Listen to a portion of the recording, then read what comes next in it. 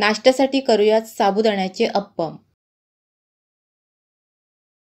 इथे मी वाटीवर छोटे जे साबुदाणे आहेत ते घेतलेत। हे जे साबुदाणे आहेत ते 5 मिनिटं फक्त परतून घ्यायचे आणि त्यानंतर थोडंसं थंड झाल्यावर मिक्सरमधून बारीक करून घ्यायचे। हे मी बारीक करून घेतलं इथे। वाटीमध्ये घेते हे बारीक करून घेतलेले साबुदाणे, एक स्मॅश केलेला बटाटा, 1 चमचा जिरं, हिरवी मिरची, अद्रक, थोडी कोथिंबीर, सगळं मिक्स करायचं। त्यात थोडं थोडं पाणी मिक्स करायचं आणि जसं आपण पाणी टाकत जाऊ तसं ते पाणी शोषून घेत जाईल। त्यानुसार थोडं थोडं पाणी त्यामध्ये मिक्स करत जायचं।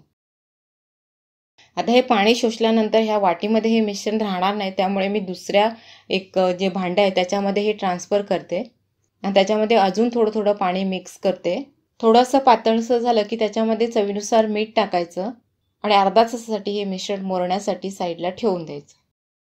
अर्धा तासानंतर अप्पमचं जे पात्र आहे त्याला थोडंसं तेल लावायचं आणि त्याच्यामध्ये हे मिश्रण भरायचं आणि दोन्ही साईडने हे अप्पम शेकून घ्यायचे।